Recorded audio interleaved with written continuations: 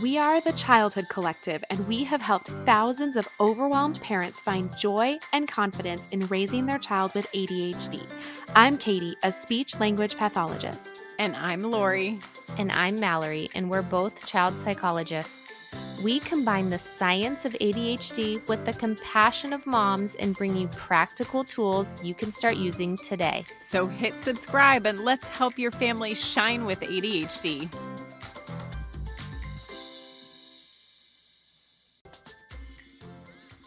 I once worked with a family who was frustrated over their ADHD child's Jekyll and Hyde personality.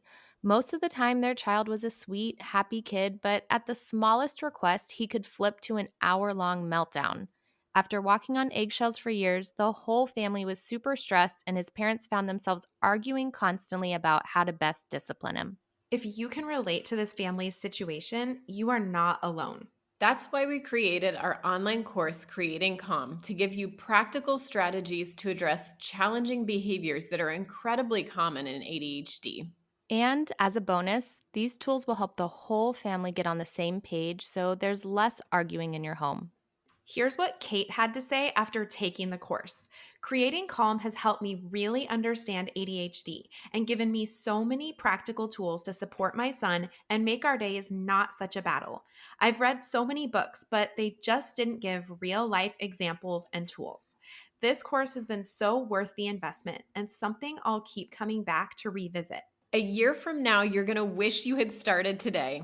Head to thechildhoodcollective.com/yes and enter the exclusive code podcast to get 10% off our course when you enroll today. You can also grab the link and code in the show notes.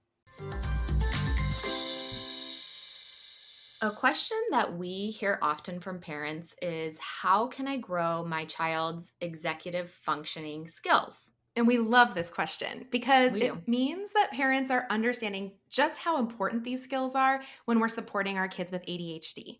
At the same time, myself included in this, it can feel really overwhelming as parents, in addition to all of the everyday tasks that we already do as parents. Now we also need to think about growing our child's executive functioning skills. It feels like a lot. I hear you. And it's true. I mean, we're all looking for ways to grow our kids' executive functioning. But what a lot of parents don't realize, and we're here to explain, is that small changes to the way we speak and interact can actually add up to a ton of growth opportunities for our kids. I love that. So I'm excited because today I'm going to be interviewing Katie. In case you don't know, Katie is a certified speech language pathologist, and she's going to be sharing with us all about declarative language. And declarative language is a tool that you can use to grow your child's executive function during everyday activities, things that you're already doing anyway, like getting ready for soccer practice or reading your bedtime stories. Exactly. So first, Katie, why don't you tell us what declarative language is? Definitely. So I get really excited about this topic, so I'm going to try not to talk too fast. But the main characteristic of declarative language is that it doesn't require a response from the other person. So declarative statements really are designed to share information and invite kids to engage on their own terms. So things like, I really loved that movie. My favorite part was when the two characters beat the bad guy, or whatever you're saying is kind of like things that you are thinking and feeling. Another example would be saying, oh, my day was so crazy. I was almost late to work because there was so much traffic. Or praising your kids. I just loved how you were listening to Grandpa's story. And then there's my favorite kind of declarative language, which is thinking out loud or problem solving. So things like, oh, I wonder what might happen if we tried it this way. Or I'm curious about why the grass is so muddy this morning. So this is actually really different. Declarative language is very different from imperative language. And we use a lot of imperative language with our kids. I do this too. So imperative language is kind of, think of it as it requires a response. So imperative language is when you ask a direct question. What did you do at school today? right? Every time I pick up my kids, what did you do at school today? And they're Mhm. kind of like, nothing, or it was good. So you're actually really looking for that direct response. Another example of imperative language is giving direct instructions. So go get your shoes, come to the hallway, we need to put them on. And what's interesting is that when we use more declarative language, those open-ended statements, Mhm. that really actually helps kids with responding. So we actually see increases in their communication, which sounds a little counterintuitive, but it makes a really big difference in how they can respond. Got it. So, taking the example that you gave earlier, where you said an example of declarative language would be something like, I loved that movie. My favorite part was. So, Mhm. that's declarative language. Yes. Versus imperative language would be something like, I loved that movie. Did you like it? Or Yes. what was your favorite part? Exactly. Yes, even more direct. Yeah, like what was your favorite part? What did you like? And that's something that a lot of parents will use because it actually really helps get a fast response, right? Hmm. So if you're like, I want my kid to do this thing or answer my question, we can use imperative language. But declarative language is really where you're inviting the child into a conversation just by sharing a thought that you're having. Hmm. And I can see how with the imperative language, if you say something like, what was your favorite part? You might get that kind of answer that you get, how was your day at school? Oh, I don't know. Mhm. Like, you're like kind of putting them on the spot and making them answer versus if you say something like, my favorite part was when the bad guy, was destroyed or whatever. Mhm. Then it's on their terms that they could then offer up if they wanted to, I guess, like, oh, I liked that part too, or that wasn't my favorite part. My favorite part was dot, dot, dot. Exactly.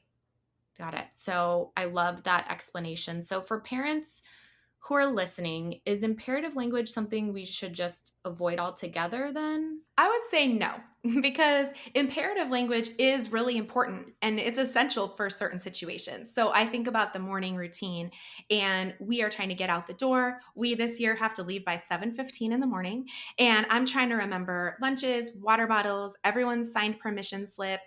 I'm thinking about what we're doing after school, right? So I can get all that ready. And so I need to use imperative language at times. I'm going to say, grab your backpack. It's time to go.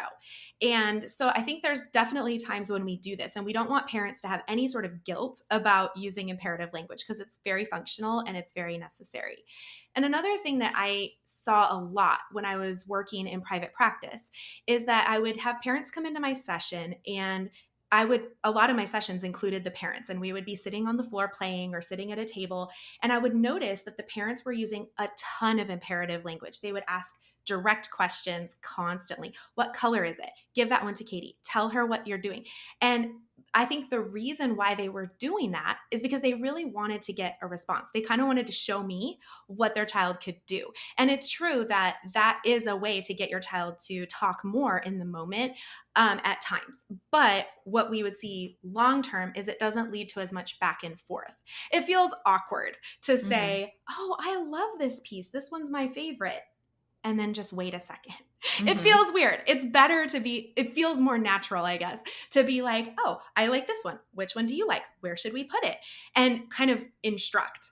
But Yeah. if you can get used to feeling that awkwardness for just a second and saying, like, oh, that's so cool. Like, I was just playing Candyland with my kids the other day, and I just made a comment. I wasn't even thinking about it, but I said, I really hope I don't get I think it was the muddy one where he gets stuck in the mud. Oh, uh-huh. All I said was, I just really hope I don't get that one. And then I just stopped and it was quiet for a second. And then my son, who isn't necessarily a super talkative kid, was like, oh, I really hope I get Queen Frostine, right? So she's much closer. If you can picture Candyland, she's much closer to Hmm. the end. And so again, that's a much more natural response versus me being like, buddy, which one do you want to get? If that makes Hmm. sense. Same For outcome, sure. but it was more natural and more self-initiated, which is great, especially for our Hmm. kids with ADHD. Yeah, and you've brought up a couple thoughts and something that we've talked about before on the podcast and we talk a lot about on social media is that we have research that shows that kids with challenging behavior, not necessarily specifically kids with ADHD, but kids with challenging behavior are getting a lot more commands and directions throughout their day, more than double of their typical peers. And Yes. so kids with ADHD are hearing a lot of imperative language Mhm. throughout their day already. They're getting more than one command a minute. Which is so many commands. Every It time I is. hear that statistic, I have this internal like bristle reaction of, oh my gosh, if someone was giving me one command per minute, I would be so stressed out. Yeah, for sure. And I think that this results in kids with ADHD or kids with challenging behavior. When you're getting that many commands, you start to have this like reaction. Like anytime someone tells you what to do, like your initial response is like, nope, Mhm. not going to do that. Like, you've already asked me to do so many things. I'm tired of it. Like, I need some control in my life. And so, when we are using that imperative language, we know that our kids with ADHD are hearing that a lot more. That's when we start to see kids with ADHD, like, really struggling to follow our directions and cooperate because we're just telling them to do so much throughout their day. Absolutely. And when we think about the language processing aspect of it too, kids with ADHD tend to be slower processors of language. Now, this is not across the board necessarily, but in general. And so when we're giving imperatives, there is this like time demand piece that's saying, Hmm. hey, I expect you to respond. And it gets weird if you don't. Where when we're more relaxed and we're just making statements like, oh, I'm really curious if it's going to rain today, we're not forcing them to respond, and it gives them a minute. And there are moments with my own kids and even my husband where I might make a comment, and then a few minutes later he'll respond and I'm like, oh, you did hear me. But it wasn't that reciprocal back and forth right away kind of job interview banter, Hmm. because it just didn't feel pressured, and our Hmm. kids don't need more pressure. So Hmm. I agree with you. Even from a neurological and a speech therapy perspective, it makes sense to lessen the demand and allow it to just feel more natural.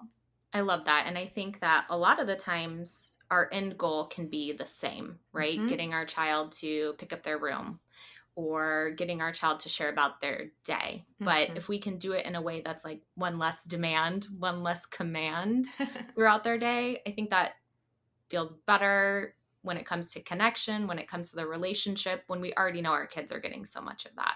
So I love how we can pull back just a little bit on the imperative side. The imperative, like you said, the imperative is still going to be there. But if we Hmm. can trade a little bit of that imperative for more declarative, I get the sense that that's going to feel really good for our kids. So my next question is kind of what, aside from just like feeling a little bit better, what are some of the benefits of using declarative language? Like, how does this really help kids with ADHD, especially when it comes to executive functioning? Definitely. So there's a lot of different benefits, and I'll just try to break them down here. So, one of the main reasons that this is really helpful is because declarative language helps kids to hear our thoughts. And this is a skill and a tool that we use to self regulate. So, if you think about when kids are really small and they're playing in their toy kitchen, and they will narrate a lot of times what they're doing. Oh, I'm mixing the soup. I'm cracking the egg. I'm making a pie. And they will talk through what they're doing. And typically around age 4 or 5, that external monologue becomes an internal monologue. We start to do Mhm. that in our heads. We start to script, what am I doing? And a part of that is anticipating, what am I going to do next? So in our minds, I'm sure a lot of us parents do this. We're picking up the kids, but we're not in the moment necessarily. We're thinking, okay, after this, we have to go pick up a rain jacket. I have to do that today because we're heading up to the northwest. It's going to be raining. So I'm thinking I need to pick up a rain jacket. And okay, what are we going to have for dinner? We have these three options, but we had eggs for breakfast. So we should probably switch from breakfast burritos to a different dinner. And we have this internal voice, and that narrates what we're currently doing, but also what we're going to do next. And Mhm. for kids with ADHD, that is really challenging. We know that they Mhm. don't have as strong of an internal monologue. And so Mhm. when we model this behavior, when we teach them what we're doing, it helps them to start to use that internal voice. So let's give an example. So when my kids are getting ready for soccer practice, if I'm using a lot of imperatives, a lot of demands, I'm going to say something like, hey, it's time for soccer. Go get your water bottle, your jersey, and your cleats. And my kids may or may not go get all three things. They might get one, they might get two. Some days they'll get all three. Another way to get our kids ready for soccer is to use a declarative sentence. So we might say something like, hey, we need to get going. It's almost time for soccer. I'm looking at your soccer bag and I see that it has your water bottle. It looks like we're missing a couple things. And then I'm just going to wait a second and I'm going to see if my kids say, oh, yeah, I need my cleats or I need my jersey. If Mhm. they don't, I still have the option of saying, hey, it looks like you have bare feet. What do we need to do with this? And Mhm. help kind of process it with them. And so I can still jump in and prompt, but I'm not starting at the highest level of prompting, which is to tell them the 3 things they need or to give them a list and say, Mhm. go get everything off of this list. Mhm. The goal here is that over time, I'm going to fade back that level of support. So next time we do it, or 20 times from now, I might be able to say, hey, we're going to get ready for soccer. I see that your soccer bag has your water bottle. We're missing a couple things. And then they can start to figure out what they need to put in on their own. So, what we're looking at is fading back the level of support. And again, this is to help them to develop that inner voice, that inner problem solver. Instead of reacting to what we're telling them to do Mhm. all the time, we want them to be thinking more independently. Absolutely. I think that that's at least a goal for my kids, and I bet a lot of parents can relate.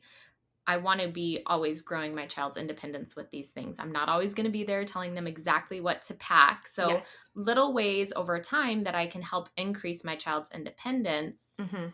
I love that. That's what I want. Absolutely. And then we think about problem solving. I can't tell you the number of times I've sat in an evaluation. I'm meeting with the parents to say, okay, these are the results. Here's what we saw. And their biggest concerns are related to practical aspects, right? Like they're not really worried if their kid could repeat these vocabulary words or hold 4 words in their memory. They're Mhm. looking at problem solving. Like my Mhm. kid comes to a problem and they don't know what to do and they freeze. Mhm. And so another beautiful benefit of declarative language is that we're inviting kids into our own problem solving. And I love that when I was a kid, I used to think like, oh my gosh, adults are so, they always know what to do.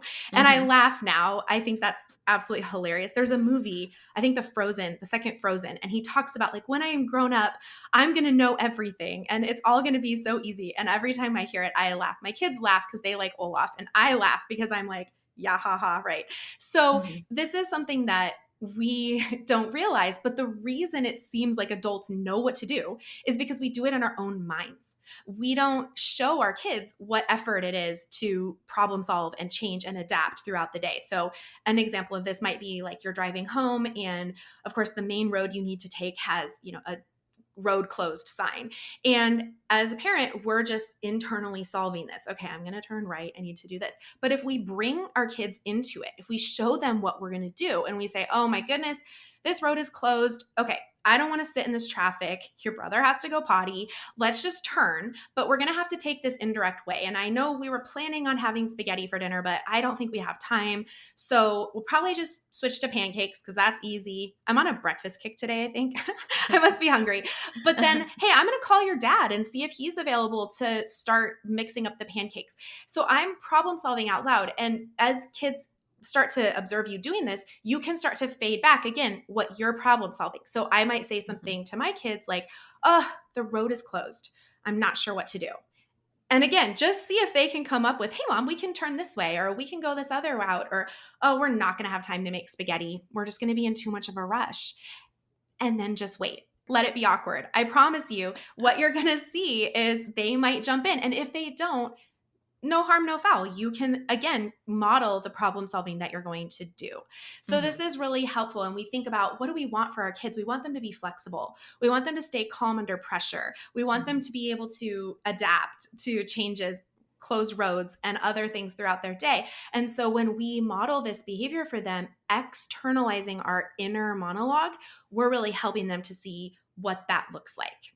I think that's also modeling perseverance for our kids too, which is really important. Again, showing that adults don't always have the answer and we have to problem solve, but we like push forward even in the Mhm. face of adversity. And I think that this is something that we hear a lot from parents raising kids with ADHD is that struggle with perseverance. When something gets hard, they want to give up. Mhm. If something doesn't come naturally to them, they have a hard time, wanting to put in the effort till it gets easier. So I think that this is a great way to model that perseverance for our kids and show grown-ups don't always have the answer right away. We have to problem solve. Things aren't always going our way, but we still push forward. And I Mhm. think that's a great way to show our kids that, even grown-ups struggle with this, but there's still a way forward.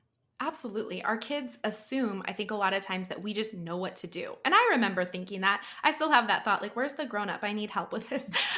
Wait, I'm the grown up. But I think that's you're so right, and really showing them, hey, this is what it looks like on the inside, kind of Mhm. peeling it back a little bit. And I think as parents, that's a new movement just kind of in our generation to expose our kids to emotions and to validate that and say, it's okay, I'm Mhm. angry too, and I'm going to take a break.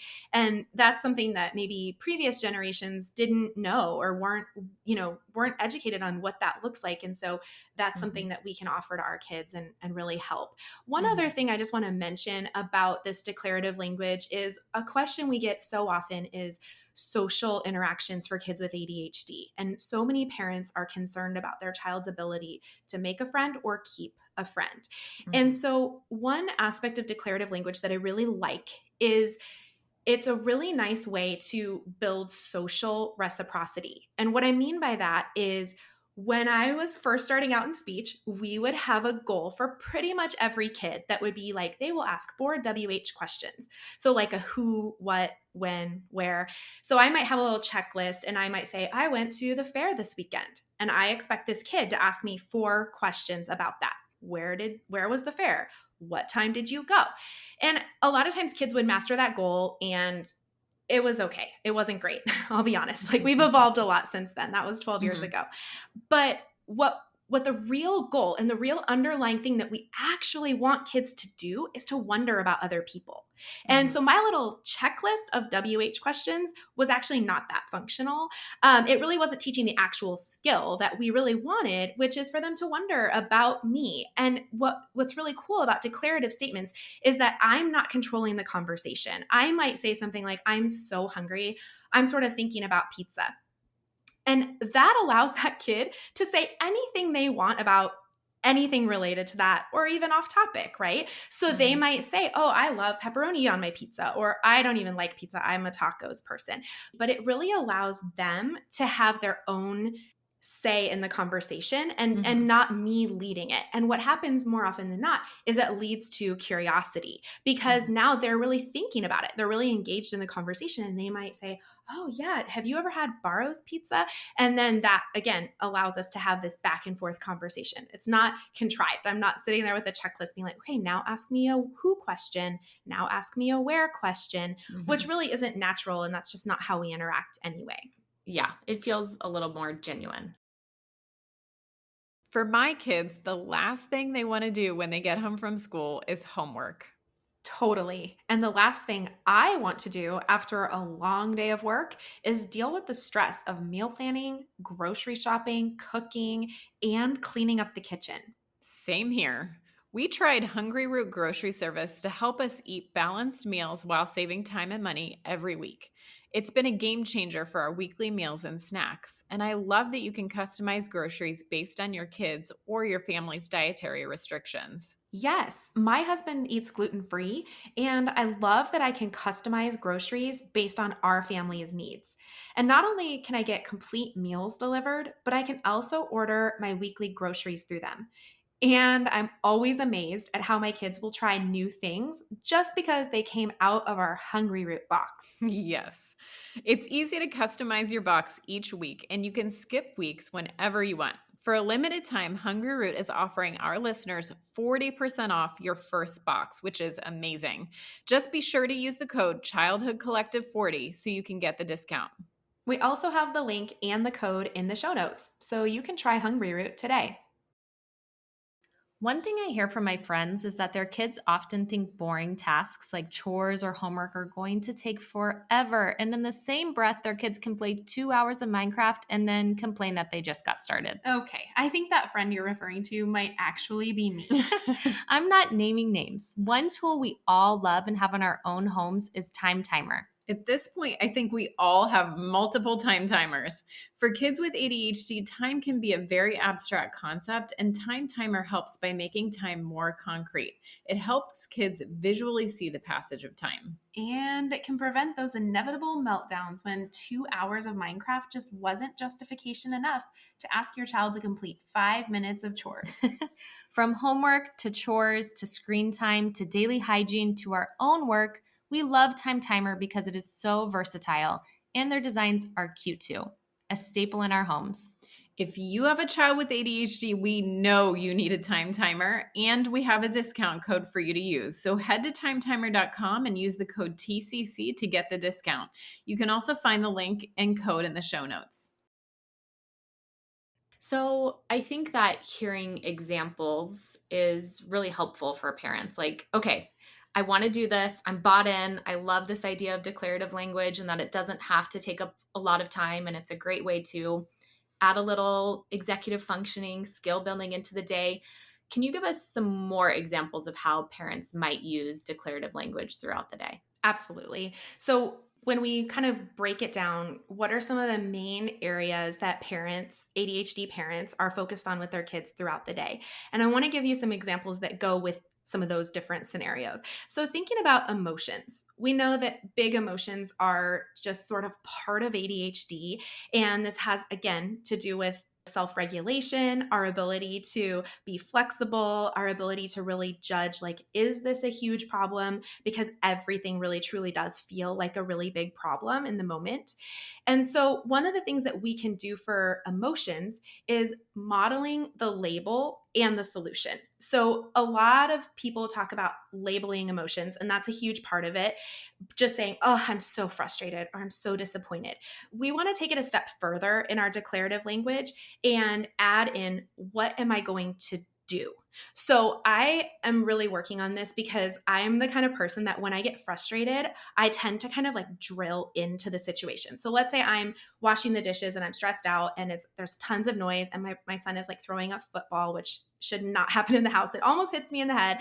And then, I'm really stressed and I'm like, oh, I'm so frustrated. I just need to clean this kitchen. And I'm like not doing well, right? So what I'm practicing is saying, oh, I am so frustrated. I'm going to go take a break. I'm going to go for a walk. Or if I'm the only one at home with my kids, I'll say, okay, I'm just going to go take a brain break in the bedroom for a few minutes. Mal, you brought up the one of drinking really cold water through a straw. And I might say that out loud. Hey, I'm so overwhelmed right now. I'm going to get some ice water and I think that's going to help me calm down. So when we're helping our kids with their emotions, it's not just labeling the emotion, but it's sharing kind of the next step of what you're going to do about that emotion. Mm-hmm. I love that because I feel like our generation, our parents tried not to show their emotions much. Yes. We saw their emotions maybe when they were really big. Yes. Like they're totally cool until they're not. Yeah. Yes. We didn't see so much of the in between and certainly not kind of the modeling of the healthy kind of emotion regulation piece of what am I going to do about the way I'm feeling. And it can leave kids feeling like I'm the only one that feels this way. Mm-hmm. It doesn't like, why do I have all of these emotions? Why do I feel really a big feeling about this? And it can feel isolating. And then they don't have anyone kind of modeling for them. There's something you can do about that. So I love that we can kind of help our children with their own emotion regulation by showing more of our own emotions. Yes, absolutely. And another thing that can happen, at least in my house, is I have one child who will tend towards anger as like the default emotion. And as we learn more about emotions and we understand anger, anger is usually secondary to an underlying emotion, maybe fear or disappointment or sadness. But anger for some kids feels safe. And it's safer to be yelling, kicking, throwing, screaming, or closed off than it is to say, hey, I'm really disappointed about what happened. And so another declarative language strategy that we can use with emotions is to say, hey, I think I'm feeling angry, but underneath that, I'm just so disappointed.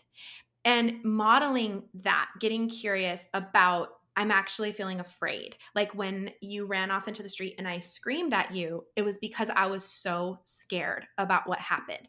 And if we can help our kids to unlock that beneath the surface emotion, whether it's fear, sadness, disappointment, that a lot of times will help them to get past anger and Mhm. actually really get to the root. But again, us just saying, oh, you're not really angry, you're sad. Mhm. That's not going to be helpful when a child is Not very at all. angry. It's again, we're modeling this in ourselves. We're saying, okay, I immediately feel angry, but really, I think I'm actually so disappointed that grandma couldn't come or whatever the example is.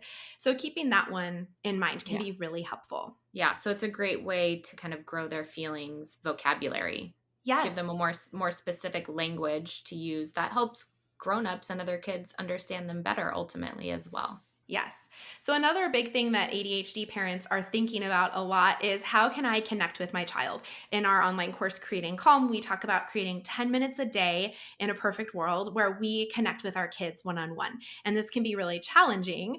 But one piece of it is that, again, we get with our kids, we're spending time, and we just start asking questions. And Mhm. that again, like some kids might respond really well to that, but that's not open ended. It's us leading it like a job interview instead of the kids being able to contribute. So, one of my favorite things to do with my kids is looking at the clouds. We're in Phoenix, there's rarely clouds, but when we have clouds, it's exciting and we will lay there for hours and we'll talk about I'll just say, "Oh my gosh, look at that cloud. It looks like a castle. Oh, do you see the horse?" And I'll kind of explain and then I just let it be awkward, let it be weird. Let it be quiet for a second and see if they will jump in. Oh, yeah, I see a frog. And then, of course, I'm silly and I'm like, I do not see a frog. You have to show me. And so, this is a really nice way to get connected with our kids. And this does not have to be cloud hunting. This could be anything. You might be hanging out with your kids inside, you might be reading a book with them, playing a game. But the idea, again, is that you're just going to make a statement and then hang out and see what Mhm. happens. Yeah, I love that, and I think I'm definitely guilty of, like, rapid firing questions, thinking that that is building my connection with my child, like, especially at school pickup. "How was your day? Who did you play with at recess? Did you turn in Yes. your homework? What was the best part of your day?" And you start asking all these questions because you missed your kid and you Mhm. wanna connect with them, but again, that's, like, placing the demand on them. Mhm. That's requiring a response from them, and that's not the best way to grow connection. Absolutely. And I mean, there's no guilt. I think we all do it. And like you said, best of intentions, all of us. Mhm. But thinking through, maybe there is a way to modify this and make it a little bit better. With school pickup, using your example, I have switched my strategy and I now will bring my kids cold water when I pick them up. Again, it's always hot here. And so I bring them cold water so they can just chill out and relax for a second. And then I will start with an I statement. So I'll Mhm. say something like today, I might say, "Hey, I was recording a podcast with Mallory today, and this funny thing happened. The doorbell rang and Lily started barking, whatever it is." And I'll just kind of say that. And then Mhm. it's quiet for a second. And it's kind Mhm. of weird. But then all of a sudden, from the back seat, I'll hear, "Well, Liam stole the ball and a teacher took it away, but she wasn't my teacher. And I don't think it was because of like, it's hilarious." And they start to actually tell a story about something that happened. And maybe they Mhm. don't. And that's okay too. Again, you're opening that door for connection and then you're just letting it sit for a second. Mhm. Another example that I wanted to mention is with routines and again, the problem solving. So I know we talk with families all the time who are like, it's just chaotic. Okay. And that is, again, no judgment at all. All of our homes have chaos at times too. So, an example that you might try is saying, "Oh my gosh, I keep losing my car keys. It's making us late almost every day because I cannot find my car keys." This may or may not be based on a real life example in my house. So, then I might say something like, "Okay, I don't have a spot for my car keys. I'm going to hang up a hook on the wall where I can always put the car keys." And I'm just going to, again, show that problem solving. We want our kids to problem solve when something's not working. We want them to advocate for what they need, in this case, a hook. And so we're modeling that for them. And then another big one that parents talk about a lot is helping their kids navigate social situations or problems with homework. And my favorite kind of phrase for that type of an issue is usually "I wonder." So if my kids are telling me about a challenging situation with a friend, which they're kind of just starting to get to that age, then I'm going to use, "I wonder what would happen if this. Or I wonder what was in their thought bubble. Like, I wonder what he was thinking when, he said you weren't throwing him the ball. And so I wonder is a really powerful tool because it's not judgmental. You're not saying like, you need to do this, even though I know we all want to say that sometimes, but you're just opening the dialogue to say, I wonder what would happen with this. And then that gives them the opportunity to weigh in and feel like they have their own influence on what's going to happen. And also that you're not jumping in and just problem solving for them without like really understanding the question. Yeah, we did an episode with Dr. Carrie Jackson, and it was all about helping with tweens and teens, which isn't necessarily our area that we focus on here, but it was really powerful because that was the number one thing that she said. She said a lot of it stays the same moving from elementary years up into the teen years, but one of the big things is letting our kids have initiative and ownership over what's going on. And again, those I wonder statements are really powerful in just allowing them to think through the options, and you're there as a guide, but you're not the hero of the story, right? They're the one that actually is going to go back into that situation or finish that homework assignment. So all you're doing is guiding and giving input as you go along. Yeah, that makes a lot of sense. I love that. So this has been super helpful, Katie. Thank you. And if you're listening today and you want more tools to help your child with ADHD, please check the links in our show notes. We have a free parenting guide, 6 Keys to Raising a Happy and Independent Child with ADHD. And we really created this guide to give you the tools you need to navigate ADHD parenting. And our key takeaway today, by making small changes to the way that you communicate with your child, you can build their executive functioning skills during everyday things that you're already doing. And keep in mind, we're always here to support you. Thanks for listening to Shining with ADHD by your hosts, Lori, Katie, and Mallory of the Childhood Collective. If you enjoyed this episode, please like this video and hit subscribe so you can be the first to know when a new episode airs. If you are looking for links and resources mentioned in this episode, you can always find those in the show notes. See you next time.